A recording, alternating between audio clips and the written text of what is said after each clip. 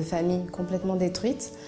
J'ai toujours grandi à l'église, seulement ma mère, elle allait à l'église, mais mon père, quant à lui, il était dans tout ce qui était vaudou, tout ce qui était les choses occultes, et il était très violent. Il battait beaucoup ma mère pour un oui, pour un non, et nous aussi avec. Si on faisait la moindre bêtise, on cassait une assiette, on se faisait battre. Donc j'ai grandi comme ça. Ma mère, donc du coup, suite à tous ces coups, elle est devenue handicapée. Elle était paralysée, elle ne pouvait plus marcher, plus bouger. Elle a dû arrêter de travailler. Et au début, il y avait une infirmière qui venait lui donner des soins. Puis les médecins ont vu que son état ne s'arrangeait pas. Donc ils nous ont tout simplement fait comprendre que de toute manière, elle était condamnée. Donc j'ai dû commencer à lui donner moi-même les soins. Et c'est là que j'ai commencé à avoir des pensées un peu de suicide. C'était pas vraiment des pensées de suicide, je me disais que si ma mère mourait, eh bien moi aussi j'allais mourir. Donc j'ai commencé à me dire que je ne dépasserais pas 16 ans, qu'il était sûr qu'avant 16 ans je mourrais, soit parce que moi-même je me tuerais, soit parce que mon père finirait par nous tuer. Mais j'ai commencé à écrire des testaments où je léguais toutes mes affaires à mes petits frères. J'étais très seule, j'avais des camarades à l'école, mais comme je ne pouvais parler à personne de mes problèmes, du coup je gardais tout pour moi. Et je commençais à avoir aussi de l'amertume parce que j'étais obligée d'être un peu parfaite. Il fallait que je m'occupe de mes petits frères, il fallait que je m'occupe de ma mère, que je sois un exemple pour que mon père n'ait pas... Parce qu'il avait beaucoup honte de nous, c'est ce qu'il disait. Donc je voulais lui montrer qu'il n'avait pas à avoir honte. Donc malgré que j'étais à l'église, malgré que j'étais au groupe jeune, j'avais toujours cette colère.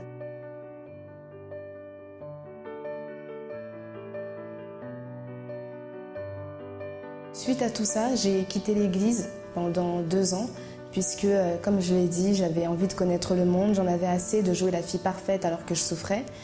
Donc, une fois que je suis allée dans le monde, j'ai commencé à faire n'importe quoi, j'ai commencé à boire alors que je ne buvais pas, aller en boîte de nuit, avoir des petits copains. Et donc, quand j'ai vu que tout ça était trop, quand j'ai vu que je m'étais beaucoup trop éloignée de la présence de Dieu, parce que je m'en étais même pas rendu compte, j'ai décidé de revenir. Et mon retour n'a pas été facile, puisque lorsque je suis revenue, je me suis rendu compte que j'avais laissé trop de mauvais sentiments entrer dans mon cœur, que ce soit de la haine, de l'amertume, toutes les blessures, toutes les déceptions. Donc lorsque je suis arrivée, j'ai décidé de faire une campagne d'Israël pour mon cœur, que j'ai réellement sacrifié, ça a été dur, mais je me suis dit, tant que mon cœur, tant que ma vie est assujettie à mes émotions, je n'arriverai pas à avancer. À chaque fois que je voulais venir à l'église, c'était difficile, je me battais, mais il y avait toujours quelque chose qui me disait « mais tu n'as pas le droit de demander à Dieu la victoire, tu n'as pas le droit de demander à Dieu qu'il te bénisse parce que tu es parti ». Et puis il y a eu le pacte avec Dieu, donc j'ai décidé de me lancer. Pour moi, c'était l'opportunité enfin de pouvoir être scellée, d'être collée à Dieu, être unie à lui. J'ai fait ce pacte. Tout de suite après, il y a eu le jeûne de Daniel où je me suis lancée. Pour moi, c'était l'opportunité vraiment de sceller ce pacte, de dire voilà, je t'appartiens, j'ai fait ce que j'ai fait, je suis partie, mais je sais que tu m'as pardonné, il faut que j'apprenne à me pardonner moi aussi. Et grâce à Dieu, aujourd'hui, ma vie, elle a complètement changé. Je n'ai plus aucune rancune, plus aucun mauvais sentiment, tout va bien. Mon père, qui était dans tout ce qui était vaudou, occultisme, aujourd'hui, il a donné sa vie à Dieu et il va se faire baptiser dans les eaux. Ma mère, qui était paralysée, handicapée, qui était condamnée, aujourd'hui elle va bien, elle est guérie, elle est heureuse, elle a la paix véritablement. Mes petits frères, ma sœur, qui étaient tous dépressifs, qui étaient tous en échec scolaire, aujourd'hui ils sont tous dans la présence de Dieu. Donc aujourd'hui nous sommes une famille vraiment bénie et unie. Et même professionnellement, ça va. Aujourd'hui, je suis en train de créer ma société. Donc moi qui ne pensais pas arriver où que ce soit, je ne pensais même pas dépasser 16 ans, comme je l'ai dit. Vraiment, Dieu a béni tous les domaines de ma vie. Bonjour à tous, soyez bienvenus à cette émission. Abattre l'hémorragie, c'est le nom de cette émission. Pourquoi abattre l'hémorragie? Parce que certainement, vous avez une hémorragie dans votre vie, une barrière qui vous empêche de réussir. Nous avons écouté le témoignage de cette personne qui, en participant de la campagne d'Israël, sa vie a changé complètement. Aujourd'hui, elle est une personne victorieuse. Et nous sommes ici pour vous dire que ça n'est pas seulement pour une personne ou pour ceux qui rendent témoignage, c'est pour vous. Si vous êtes en train de passer pour un problème difficile, une situation difficile, votre vie ne marche pas, vous sentez qu'il y a comme une barrière invisible devant vous, c'est le temps de renverser, d'abattre cette barrière, cette muraille qui est dans votre vie. Nous allons écouter le témoignage de quelqu'un qui est arrivé au centre d'accueil, qui avait une muraille devant elle. Écoutez.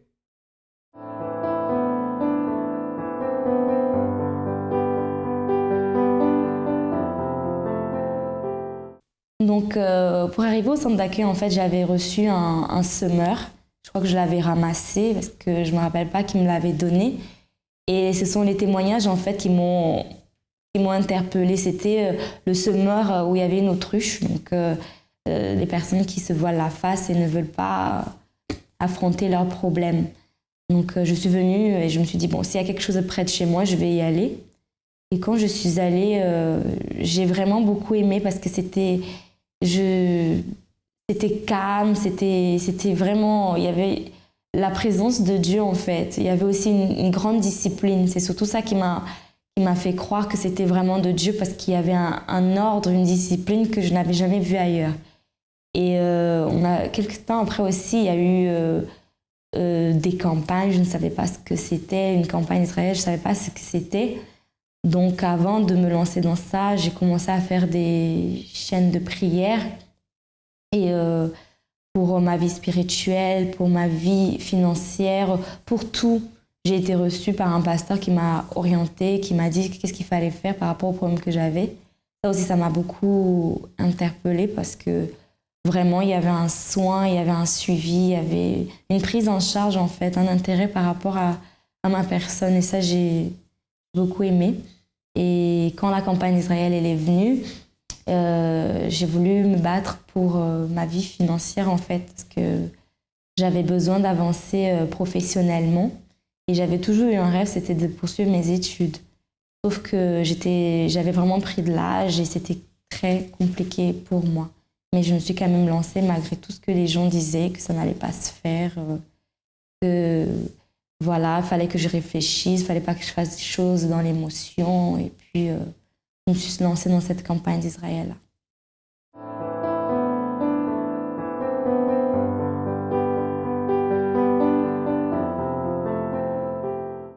J'étais une fille qui était très influençable au niveau des amis. Tout ce que les amis me disaient de faire, peut-être les sorties, les mauvaises choses qui étaient autour, donc je les suivais. En fait, je n'avais pas ma propre direction. Surtout au niveau de ma famille, c'était moi qui mettais le boucan, les problèmes, comme j'étais une fille perturbatrice, donc c'est moi qui faisais mes parents avoir des problèmes dans la maison. Je me battais avec ma sœur, je faisais beaucoup de mauvaises choses. Et après, ça m'a causé beaucoup de problèmes au niveau de l'école, que j'ai eu beaucoup d'échecs scolaires. Parce qu'en fait, j'écoutais pas ma famille et me disait à chaque fois qu'il fallait changer mon comportement, ma manière d'agir, ma manière de faire, mais je n'ai pas écouté. Et surtout, j'étais une fille qui n'avait pas la paix. Donc, je comblais le vide que j'avais en moi par le matériel, par le shopping, par beaucoup de choses avec les amis. Mais ça me rapportait pas grand-chose au final. C'était juste pour combler le vide qu'il y avait en moi. Et mes parents essayaient de trouver une solution par rapport à cette situation-là, mais ils n'y arrivaient pas. Parce que c'était dans mon intérieur qu'il y avait le problème. Je pensais qu'il y avait une jalousie entre moi et ma sœur. Comme ma sœur, elle apprenait mieux à l'école que moi. Donc je me suis dit que comme elle apporte plus de bonnes notes à la maison, donc ils ont plus de préférence vis-à-vis d'elle. Alors que ce n'était pas le cas. C'est pour ça que je me battais avec ma sœur. Je la détestais aussi par rapport à ces noces qu'elle avait et par rapport aussi à la préférence que mes parents avaient vis-à-vis d'elle. Mais quand je me retrouvais toute seule à la maison, je restais isolée dans ma chambre, en train de pleurer par rapport à ma situation qui était avec mes amis, la manière que j'agissais envers mes parents. Donc j'étais triste. J'avais une apparence que tout allait bien physiquement, mais à l'intérieur, j'étais vraiment très mal. Mais je n'étais pas quelqu'un que je voulais avouer vraiment la vérité, que reconnaître que j'avais un problème. J'étais orgueilleuse.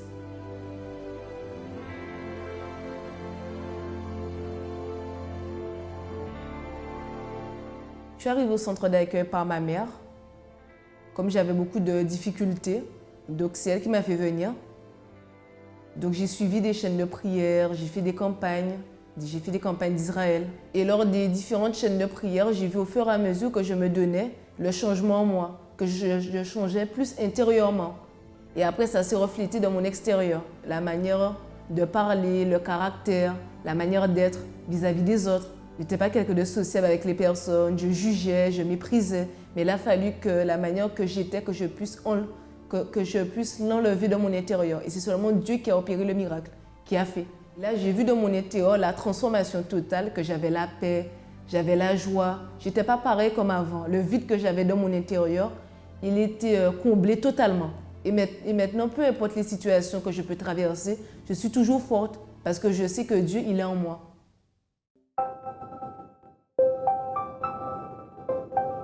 Parfois, vivre devient difficile.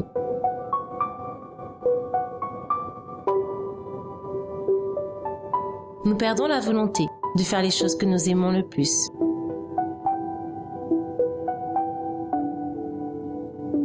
Nous connaissons cela, car nous sommes passés par là. Il existe une solution.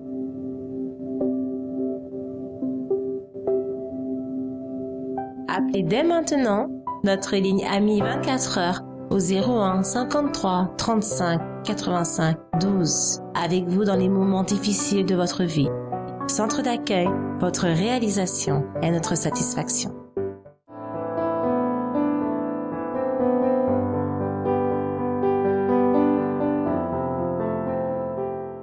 Sa vie professionnelle était morte, il avait de violence dans sa maison, elle avait la haine, la rage contre sa fille. Enfin, pourquoi ces choses se passent? Qu'est-ce qui vous amène à penser par rapport à ces choses-là? Qu'est-ce que vous pensez d'une situation comme ça? Est-ce qu'il est normal qu'une mère ait la haine de sa fille? Est-ce que c'est normal que les choses n'avancent pas parce que n'est pas un seul problème? La vie de famille détruite, la vie professionnelle détruite. Une personne qui était morte, je ne dis pas physiquement, mais psychiquement était morte. Qu'est-ce qui amène une personne à cette situation? Mes amis, je vous dis une chose. Nous disons ici, nous continuons à dire, il y a des forces spirituelles du mal. Il y a des forces du mal qui agissent dans la vie des êtres humains. Si nous sommes victimes d'une force occulte comme ça, de chaînes invisibles, c'est impossible que notre vie avance. Certainement, il y a une barrière qui ne va pas tomber. La seule manière de faire tomber cette barrière, c'est prendre une décision, pratiquer une foi intelligente, agir la foi, parce que la foi n'est pas pour que nous disions j'ai la foi, c'est nécessaire agir la foi. C'est ça que la Bible nous enseigne.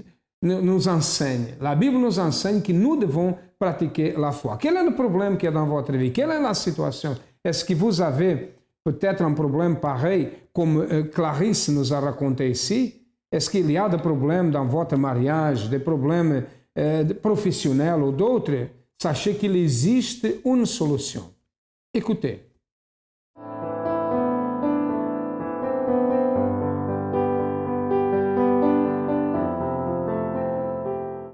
Alors, ma vie avant d'arriver au centre d'accueil était très compliquée. J'avais beaucoup de problèmes, notamment dans ma vie spirituelle. Je ne dormais pas la nuit, donc j'avais aussi très très peur du noir. Je ne supportais pas l'obscurité et je ne pouvais pas dormir sans la lumière. Il fallait qu'il y ait un fond aussi de télé, sinon je ne pouvais pas dormir. J'avais extrêmement peur.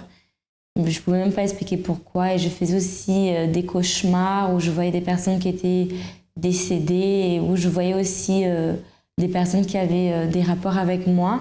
Mais je pensais que tout ça était normal. Donc du coup, pour moi, c'était des choses normales. C'était peut-être des fantasmes qui s'exprimaient ou des traumatismes. Donc je n'essayais pas du tout de me battre contre ça.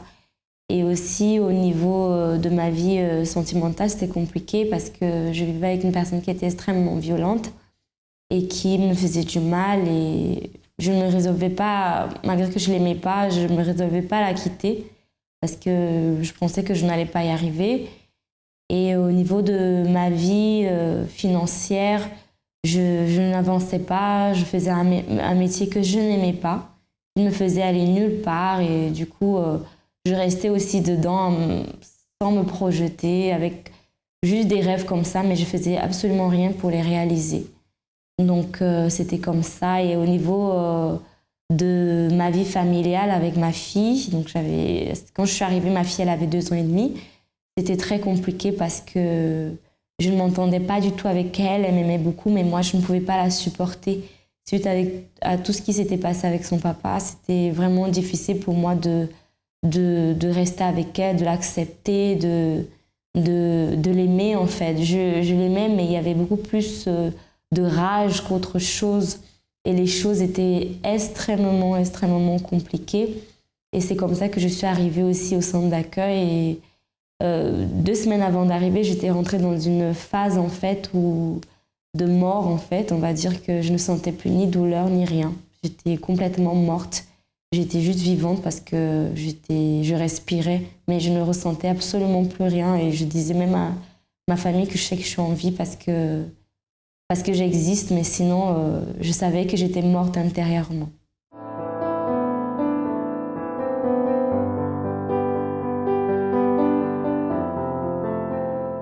Comment était votre vie avant d'arriver au centre d'accueil? Alors, quand je suis arrivée au centre d'accueil, j'étais quelqu'un de malade parce que j'ai souffert pendant 25 ans de migraine, 11 ans de maux de ventre. J'avais une vie financière chaotique. Vous aviez quel type de problème de santé? J'avais la migraine. Migraine? Oui, et des maux de ventre pendant 11 ans et la migraine pendant 25 ans. Et j'ai un seul enfant qui ne s'entendait pas du tout avec moi et de surcroît qui était homosexuel. Je n'aimais pas aller travailler, je ne pardonnais pas et voilà, c'est comme ça. Et ça vous gênait, ça causait des problèmes de l'être comme ça? Écoutez, moi je disais que c'est le courant de tout le monde, donc j'étais comme ça, je vivais comme ça, mais en sachant que je sentais quand même ça vous causait la tristesse? C'est cela, voilà. Ok. Bon, par rapport à votre santé, comment êtes-vous aujourd'hui? Alors aujourd'hui, je suis guérie de ces maux de ventre. Je ne souffre plus de migraine, je n'ai pas d'anémie, je n'ai pas d'hypertension parce que je souffrais aussi de tout cela. Et vous m'avez parlé que c'est la vie financière, n'est-ce pas? Oui, donc je n'aimais pas du tout aller travailler parce que je n'avais pas la joie dans mon cœur et la paix non plus, je n'avais pas cette paix. Et j'ai commencé à avoir cette joie d'aller travailler quand j'ai commencé à donner ma dîme parce que ça aide beaucoup dans la vie professionnelle. Donc je suis arrivée dans cette entreprise, j'étais veilleur de nuit. Et aujourd'hui, je suis travailleur social, je travaille avec une association qui aide les sans-domicile fixe. Et ce travail, je l'ai acquis sans diplôme. Ce poste sur lequel je suis aujourd'hui, je suis là sans diplôme et je gère 2 sites deux plateformes, on va dire. 2 sites? Oui. Et vous n'avez pas de diplôme? Non, je n'ai pas de diplôme. Elle a des diplômes, amen. Oui, elle dit qu'il n'a pas, mais elle a un diplôme qui a été donné pour le principal, amen. Ok, et votre fils? Alors aujourd'hui, mon fils est libéré de cette homosexualité, mais c'est dû à un grand sacrifice que j'ai fait parce que j'ai participé à une campagne d'Israël et j'ai tout donné. J'ai donné mon cœur, mon âme, mes pensées. J'ai donné tout ce que j'avais, tout ce que je possédais, toutes mes économies parce que je me suis dit que de toute façon, il n'y aura pas d'autre solution pour moi que de tout donner. Et que ce Dieu, si c'est vraiment un Dieu, il va honorer ma foi. Et il a honoré ma foi. Après, je me suis quand même attelée à prier pendant 1 année pour que mon fils soit aujourd'hui à l'église.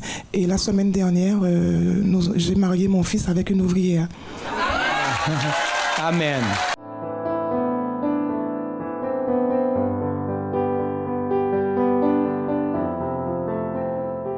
Alors, au fil de tous ces propos et de ces campagnes, donc au niveau de ma vie spirituelle, je peux dire que ça a vraiment totalement changé. Je ne suis plus du tout la même personne, je n'ai plus peur. Je n'ai vraiment plus peur, c'est-à-dire que c'est devenu le contraire en fait, c'est-à-dire que je n'arrive plus à dormir avec la lumière. J'ai vraiment besoin que ce soit qu'il fasse noir pour dormir complètement.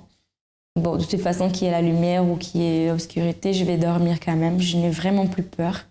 Les cauchemars que je faisais avec des personnes qui étaient décédées, je n'en ai plus. C'est fini. Les cauchemars aussi que je faisais au niveau des personnes qui avaient des rapports avec moi, c'est terminé. Il n'y en a plus.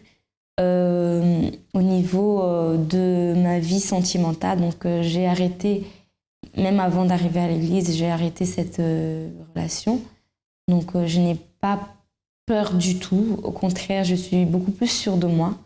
Je crois vraiment que Dieu va faire le meilleur et je n'ai plus cette peur d'être toute seule ou de croire que vraiment, sans quelqu'un, je ne peux pas m'en sortir. Je suis totalement indépendante.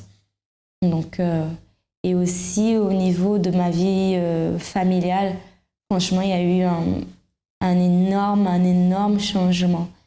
C'est-à-dire que ma fille et moi, on est très bien. C'est Dieu, vraiment, c'est ma meilleure amie. C'est ma sœur, c'est ma fille, c'est mon amie. C'est ma sœur en Christ aussi parce qu'elle me fortifie. Elle, grâce à la petite école notamment, elle est très utilisée par Dieu pour m'aider, malgré qu'elle soit très jeune. Et voilà, il y a beaucoup d'amour entre nous. C'est une vraie relation mère-fille et avec aussi la foi et tout. C'est aussi une autre relation parce qu'on a vraiment des conversations de Dieu, des choses qui nous fortifient toutes les deux. On peut rire, on peut plaisanter, des choses qui étaient pratiquement impossibles avant. Et on a plaisir à être ensemble, en fait. Et vraiment, pour moi, c'est un privilège d'être sa mère. Et voilà, au niveau de ma vie professionnelle, donc suite à la campagne dans laquelle je m'étais lancée, je tiens à signaler déjà qu'à l'époque, quand j'avais postulé, je devais avoir 26 ou 27 ans, donc c'était difficile pour moi d'avoir une entreprise. Donc, j'ai pu l'avoir et au bout de 2 ans, en fait, j'ai eu mon BTS, j'ai eu mon entreprise, j'ai été très bien formée et aujourd'hui, j'ai mon diplôme et je peux postuler où je veux pour pouvoir faire ce que j'aime, en fait. C'était surtout ça le plus important pour moi. La campagne d'Israël, pour moi, c'est un moment de test, en fait. C'est un moment de savoir si j'ai la foi ou si j'ai pas la foi. Parce que pour moi, c'est un vrai défi, en fait, mais un défi avec Dieu, parce que je me dis que je vais vraiment défier le Dieu tout-puissant.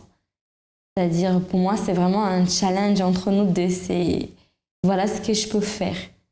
Pour moi, c'est défier Dieu, en fait. Et lui dire, je peux le faire.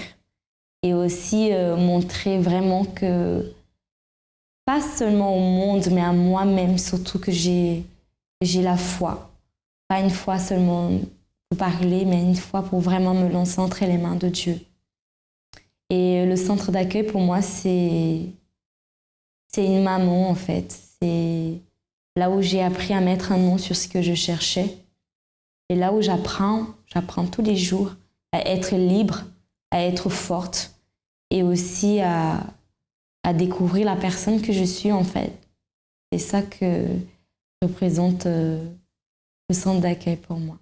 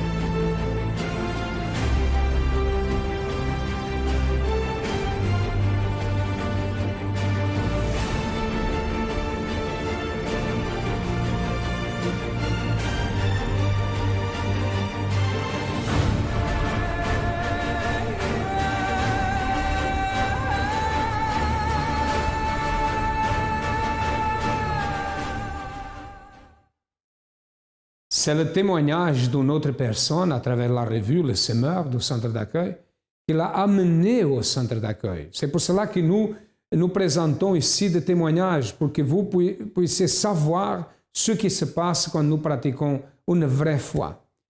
Et après, elle a participé des chaînes de prière, a participé de la campagne d'Israël, elle a changé complètement. Aujourd'hui, elle a la paix, elle est une personne transformée, elle n'a plus la peur, elle est réalisée professionnellement et à l'école. Pourquoi? Parce que maintenant, elle est dirigée pour une énergie positive. Elle a fait tomber les murailles qui étaient devant elle. Qu'est-ce que vous attendez pour faire la même chose? C'est nécessaire une aide, nous sommes là pour vous aider. Nous sommes ici pour vous aider et nous vous attendons si vous avez besoin de notre aide. Nous sommes situés au 254 de la rue du Faubourg Saint-Martin, au 10e à Paris. Comme vous pouvez voir, il y a beaucoup d'adresses. Nous sommes dans d'autres régions de France. Nous avons les numéros de téléphone qui passent et a passé déjà dans votre ordinateur, dans votre téléviseur. Appelez-nous parce que nous sommes là pour vous aider si vous avez besoin de notre aide. À demain et que Dieu vous bénisse à tous abondamment.